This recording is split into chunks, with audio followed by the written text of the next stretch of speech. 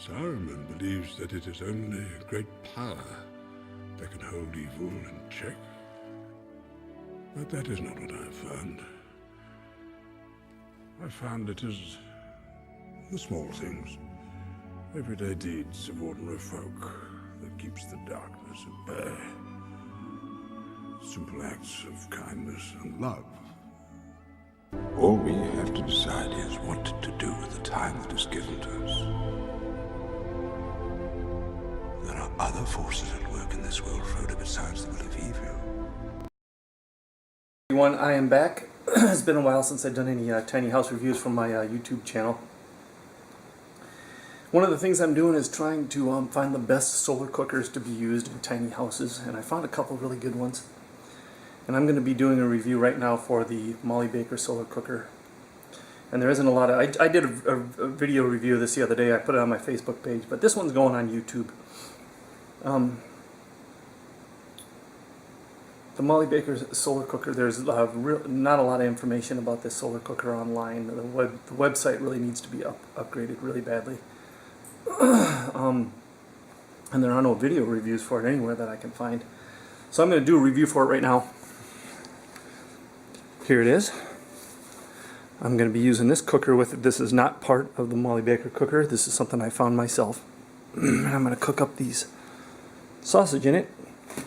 I'm going to try to cook meat in it because people who are unfamiliar with solar cooking often think that you can only rewarm old food with it, that you can't actually cook anything substantial with it. But you can cook anything in it. You can cook meat, and these are raw. I got them at the special of the week.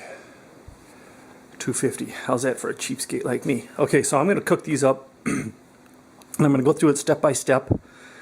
I've used this before, and I do like it. It's a good solar cooker, so I'm hoping to help out the Molly Baker people, Molly Baker and her husband, and hopefully they can, this will help generate some business for them because I really like their product. I'll see if I can get this apart here with one hand, hold the camera at the same time.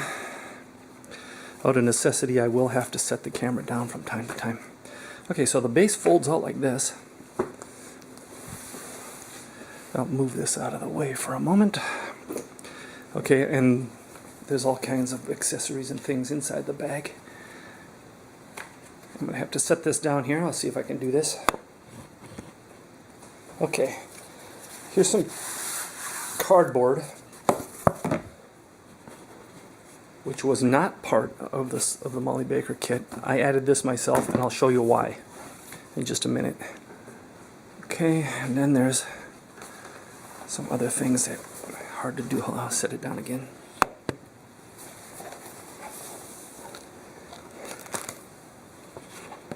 Here's some cool tubing. I'll show you what that's all about.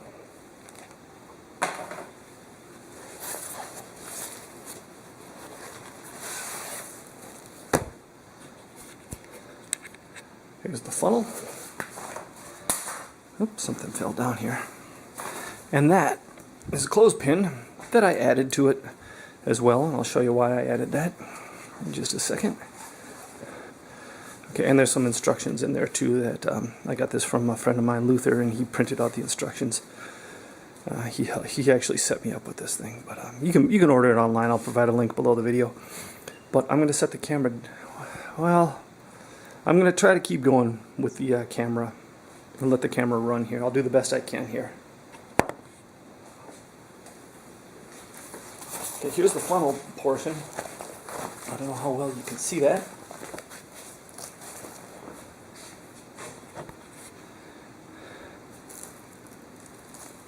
And it all ties together. I'm going to set the camera down and shut it off for a minute. It's just too hard to do with one hand. So, okay, I'm back again. I think I found a way I can do this with the camera running. If I set it down here on top of this, very gently, balancing here on top of a bottle of peanut butter. Okay, what I just did was I took some of this black tubing, I took the smaller piece, and it slides into a hole here and it goes around the bottom. And that makes it stiff so that you can work with it. And I'm going to add the other one so you can see how this goes. Let's see how this works out with the camera. not in my hand. I hope you can see that okay.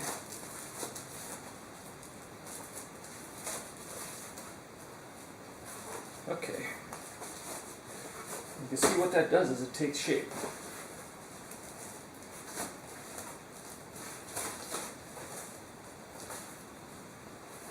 Hope you can see that all right.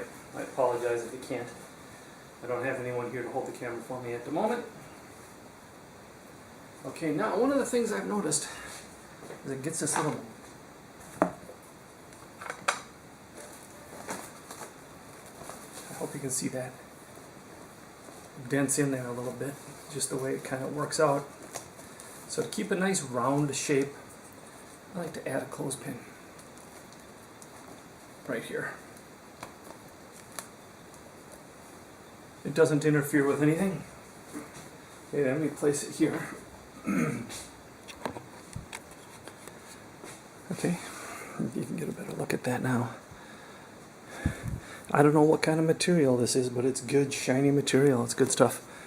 This is just a funnel cooker. You might be thinking, geez, why can't I just make one of those? Be back in. Okay, I'm back. The video died on me in the last segment there. Kind of blinked because the SD card was full, so I had to go dump some things off the SD card and free up some space. But anyway, you get the idea here. Now it ties together. You see these little orange ties? So I'm going to set the camera down, and then I'm going to tie this together. And I will be back in a... Okay, I wanted to take a second here and show you why I cut this piece of cardboard. Now if you turn this upside down, you can see it's pretty flexible. And I wanted to make it a little easier to move around. So what I did is I cut a piece of cardboard to fit in there. Hold on, I'll set the camera down again.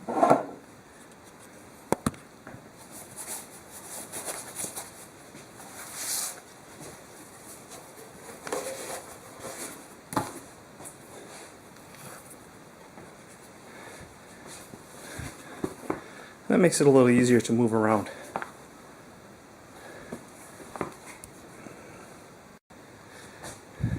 Anytime I use a cooking bag, I always make sure that the food is covered on the inside. Plastic is quite capable of leaching toxic substances when it gets hot. So this is a precaution to make sure that the food is covered. Got a thermometer in there, and I'll see you outside. Okay, I got the whole arrangement sit on top of a clear glass dish at the bottom, Pyrex that's turned upside down to raise the whole thing up off the bottom of the solar cooker. And the reason I did that is so that sun could potentially reflect off the bottom and up onto the bottom of the black cookware. I am in a suburb of St. Paul, Minnesota, and it's pretty far north of the equator, so this isn't the best cooker to use in the wintertime here because the sun rests low in the sky. The sun will hit the side and cast a shadow on the bottom, which it's doing right now, but that won't last long. We got these trees here. As soon as the sun moves around the other side of the trees, this thing's going to start cooking really well.